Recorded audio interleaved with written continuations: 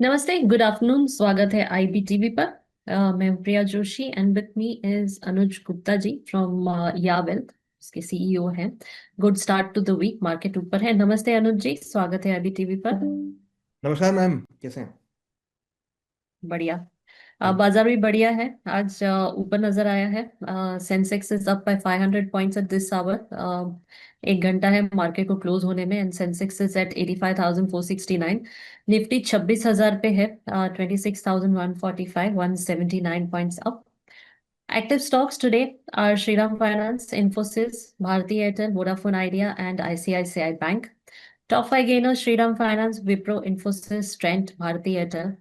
Top losers SBI, Tata Consumer Product, HDFC Life, SBI Life Insurance and Cipla. तो अनुज जी, क्या what's your analysis on the market today, first day of the week? देखिए, आज पहला दिन है हफ्ते का और हमने इसमें एक अच्छी बढ़त मार्केट में आती हुई देखी है। तो ये बेसिकली जी। इसमें दो तीन चीज़ें हैं जो हमने यहाँ पर देखी हैं। एक तो हम्म। जो इंडियन स्टॉक मार्केट थी वो ओवरसोल्ड जोन में थी, जहाँ से एक रिकवरी देखने हम्म। को मिली है। प्लस हमने ग्लोबल लेवल पर एआई स्टॉक्स में अच्छी बढ़त बनते हुए देखी। हम्म। इन्फी का जो एडीआर है वो भी इंक्रीज होता हुआ दिखाई दिया था। तो हमने देखा कि हम्म। इंटरनेशनल मार्केट से पॉजिटिव क्यूज आते हुए दिखाई दिए, जापानीज मार्केट से पॉजिटिव क्यूज आए, यूएस की मार्केट से पॉजिटिव क्यूज आते हुए दिखाई दिए। तो उसके बाद हमने देखा कि जो एक ट्रेंड था वो इंडियन मार्केट में रेप्लिकेट होता हुआ दिखाई दिया। हालांकि अगर आप देखेंगे तो यहाँ पे यूएसडी आईएनआर, अगर मैं हम्म। रुपी की बात करूँ तो रुपी भी यहाँ पर स्ट्रेंथ लेता हुआ दिखाई दिया। करीबन 1-1.25% की स्ट्रेंथ हमने इसके हाई से आती हुई देखी है। तो वहां पर भी कहीं ना कहीं पॉजिटिव मोमेंटम बनता हुआ दिखाई दिया। तो अगर आप देखेंगे तो इंडियन मार्केट में एक अच्छी खरीदारी खरीदारी लौटती हुई नजर आई, जिसमें मैक्सिमम स्टॉक्स वो हैं जो ओवरसोल्ड जोन में थे। जिसमें अगर हम बात करें तो यहाँ पर Maruti, UltraTech, cement, Bajaj auto, Eicher motor, इसमें अगर आप देखेंगे तो बेसिकली ऑटो सेक्टर से काफी अच्छी बढ़त देखने को मिली। प्लस बैंकिंग सेक्टर से काफी अच्छी बढ़त आती हुई दिखाई दी और उसके साथ साथ मेटल स्टॉक्स में काफी अच्छी खासी खरीदारी यहाँ पर लौटती हुई नजर आई। तो अभी जो ट्रेंड बना हुआ है, यहाँ पर हम देख रहे हैं कि काफी हद तक खरीदारी का माहौल यहाँ पे आता हुआ दिख रहा है, सिंस कि हम लास्ट के 10 दिनों में है 2025 के। हम्म। बट यहाँ पे जो रिकवरी आती हुई दिख रही है ये एक फिनोमिनल है और यहाँ पर हमें लग रहा है कि ये जो तेजी है ये आगे भी कंटिन्यू होती हुई दिखाई देगी। जी।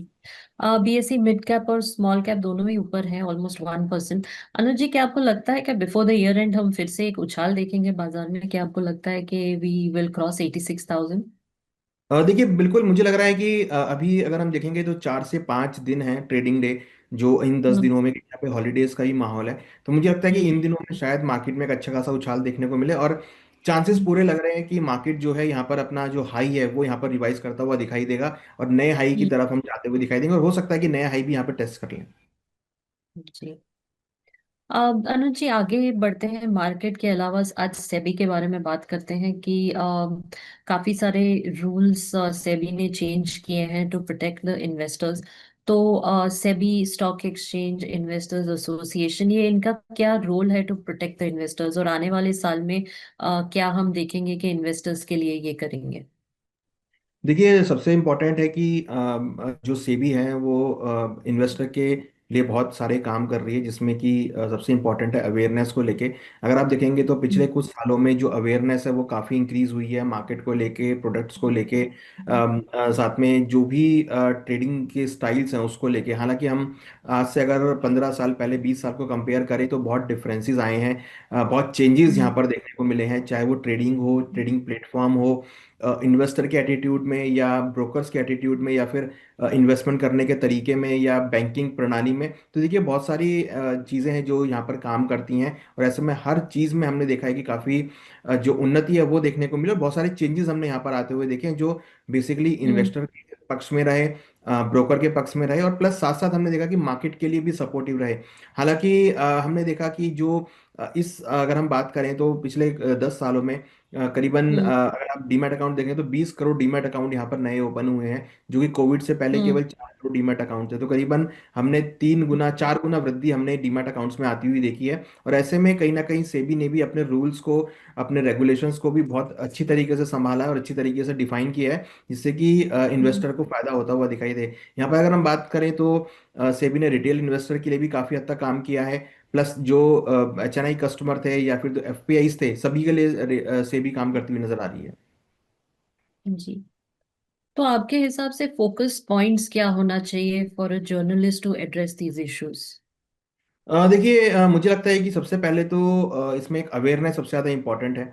क्योंकि मार्केट में हम्म। निवेशक आता है पैसा कमाने के लिए, पैसा बनाने के लिए। बट कुछ गलत गतिविधियों की वजह से वो अपना पैसा खो देता है, या गलत प्रैक्टिसेस की हम्म। वजह से कुछ अनऑथराइज ट्रेडिंग प्लेटफॉर्म्स होते हैं जिसमें इन्वेस्टर चला जाता है और वहाँ पे लॉस कर लेता है। तो ऐसे में सेबी ने जो काम किया है यहाँ पर, सबसे पहले जागरूकता का काम किया है कि भाई एटलीस्ट आप जो भी ट्रेडिंग करें वो सेबी रजिस्टर्ड मेंबर होना चाहिए, जिससे कि अगर कोई भी हम्म। गलत काम होता है तो आप वहाँ पे कंप्लेन कर सकते हैं। सेबी ने अपना हम्म। जो कंप्लेंट मैकेनिज्म है जहाँ पर आप कंप्लेंट रजिस्टर कर सकते हैं उसको बहुत सुधारा है, बहुत उसमें चेंजेस किए हैं, जिसमें बहुत जल्दी आपकी जो भी आप वहाँ पे कंप्लेंट करते हैं उसका निपटान बहुत जल्दी होता है। और हमने देखा है कि पिछले कुछ सालों में जो कमी जो कंप्लेंट्स थी उसमें बहुत गिरावट आई है, क्योंकि इन्वेस्टर अब काफ़ी अवेयर हो गया है, उसको पता है कि सेबी रजिस्टर के साथ काम करना है।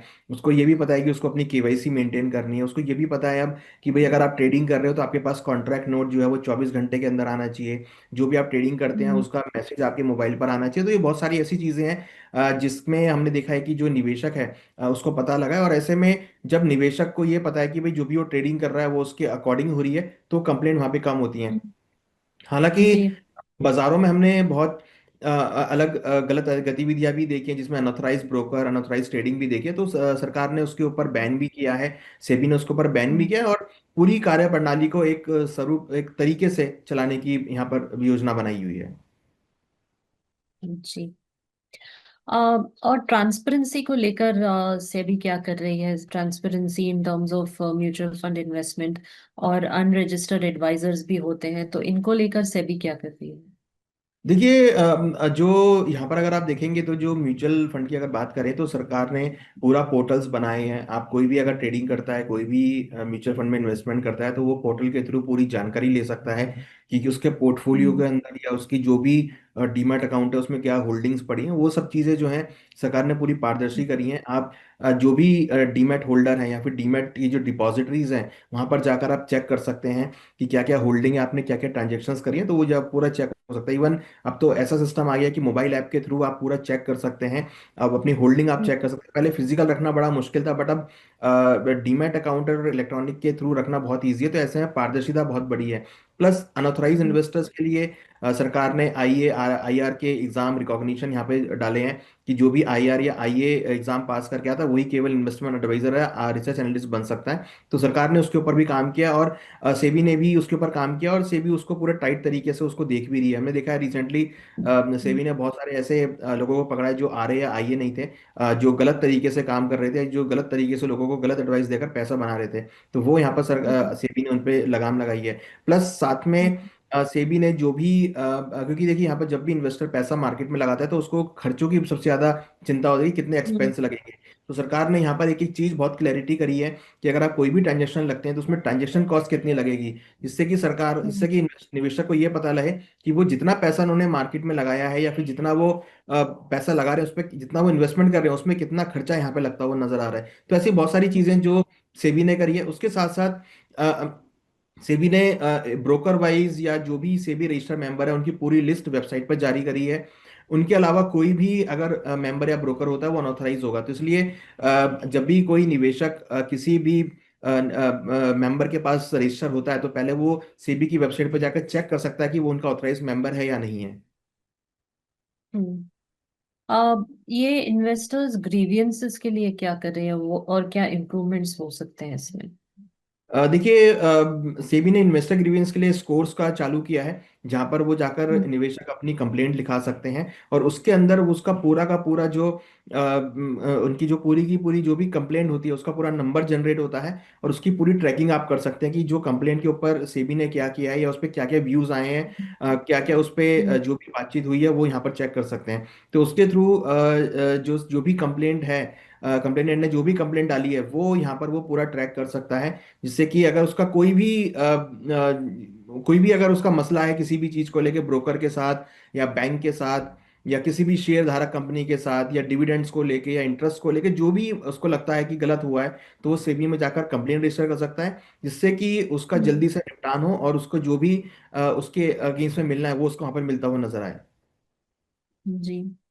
और सेबी को जो है ये एक्सचेंजेस जो है इनको सेबी के साथ कैसे कोलैबोरेट करना चाहिए to safeguard the investors.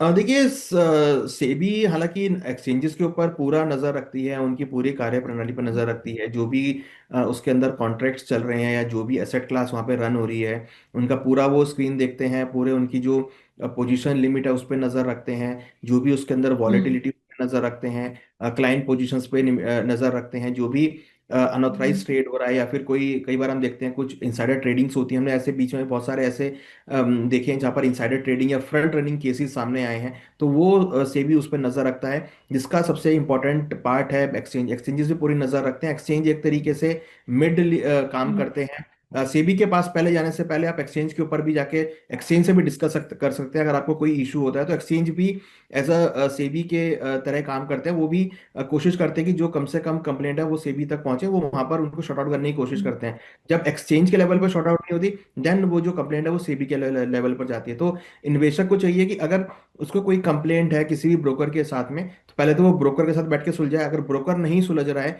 तो वो एक्सचेंज का ऑफिस हर सिटी में होता है, हर एक जगह एक्सचेंज का ऑफिस मिलता है। आप एक्सचेंज के ऑफिस जाकर उसको डिस्कस कर सकते हैं। अगर एक्सचेंज भी उसको डिस्कस नहीं कर पा रहा है, उसको नहीं सुलझा पा रहा है, then they will go to the SEBI. तो ये एक लेवल से जहां पर आप जाकर अपनी कंप्लेंट को स्टेप बाय स्टेप करके सुलझा सकते हैं। तो यहाँ पर अगर आप देखेंगे तो जो एक्सचेंजेस हैं वो बिल्कुल मेंबर और सीबी के बीच में काम करते हैं। प्लस जो इन्वेस्टर और मेंबर के बीच में काम करते हैं, जिसमें कि एक्सचेंजेस मेंबर को एक ऐसा प्लेटफॉर्म प्रोवाइड करते हैं जिसमें ट्रेडर्स जो है या इन्वेस्टर जो है वो ट्रेडिंग करते हैं, और एक ऐसा रोबस्ट मैकेनिज्म वो बनाते हैं जिससे कि कोई भी गलती की गुंजाइश ना रहे और निवेशक अपना पैसा और हम्म। निवेशक जो अपनी ट्रेडिंग कर रहा है वो सही तरीके से हो जाए। जी। अनुज जी, हाल ही में सीपीआईआई कन्वेंशन हुआ था जिसके बारे में हमने लास्ट वीक भी आपसे बात की थी। तो उस कन्वेंशन के बारे में बताइए, उसकी हाइलाइट्स दीजिए कि क्या डिस्कस हुआ उसमें।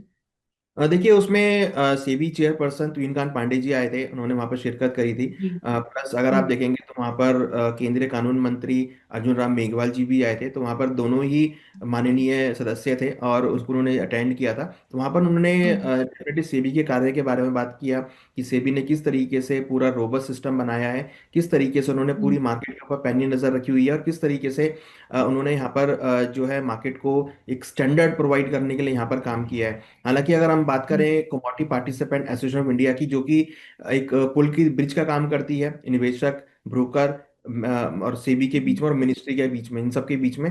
तो यहाँ पर उन्होंने बहुत अच्छा प्लेटफॉर्म रखा जहाँ पर उन्होंने हर एक मुद्दे के बारे में बात करी जो जो लोगों को लगता है कि इश्यूज होते हैं, चाहे वो बैंकिंग को लेकर हो, चाहे वो स्टॉक मार्केट को लेकर हो, चाहे वो कमोडिटी मार्केट को लेकर हो। इसके साथ हम्म। साथ यहाँ पर ट्विनकांत पांडे जी ने ये भी डिस्कस किया कि किस तरीके से मार्केट को और आगे सुधारा जाए।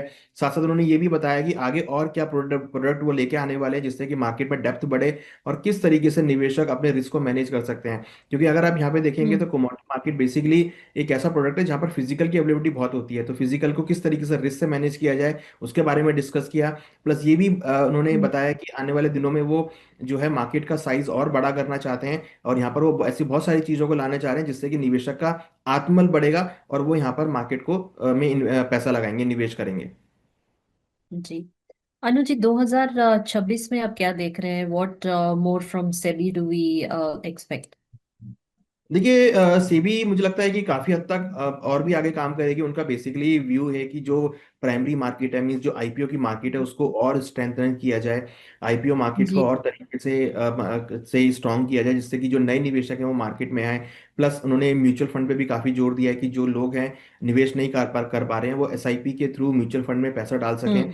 पर सेबी का पूरा जोर है कि प्राइमरी जी। मार्केट और जो नए निवेशक हैं उनको वो यहाँ पर एक स्ट्रेंथन प्रोवाइड करें जिससे कि मार्केट में नए निवेशक आए और नए इन्वेस्टमेंट मार्केट में आते हुए दिखाई दे। प्लस उसके साथ साथ उन्होंने ये भी कहा कि वो ऐसे प्रोडक्ट हम्म। लेकर आएंगे जिससे रिटेल इन्वेस्टर को लाभ हो और रिटेल इन्वेस्टर उसमें पार्टिसिपेट कर सके। तो यहाँ पर सेबी ने क्लियर हम्म। किया है कि वो 2026 में बहुत सारे ऐसे प्रोडक्ट लेके आने वाले हैं जिससे रिटेल इन्वेस्टर को सपोर्ट मिले और वो नई इन्वेस्टमेंट की जर्नी चालू कर सकें।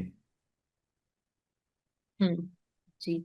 अनुज जी, और कुछ कहना चाहेंगे आज जो डिस्कशन हुआ उसके बारे में या मार्केट के बारे में? देखिए मार्केट यहाँ पर अगर आप देखेंगे तो काफ़ी पॉजिटिव होती हुई दिख रही है। यहाँ पर हमने देखा है कि जो सेबी भी लगा हुआ है मार्केट को सपोर्ट करने के लिए।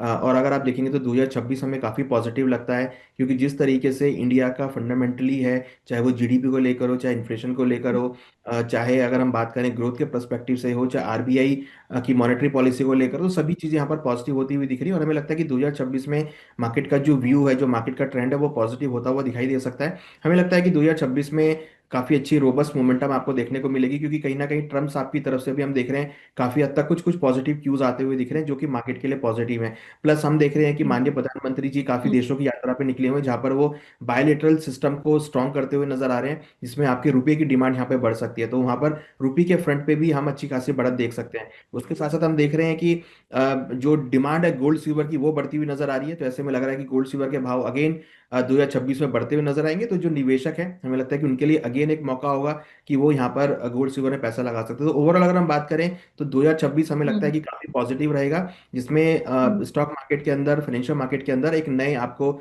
जो है लेवल्स आते हुए दिखाई देंगे।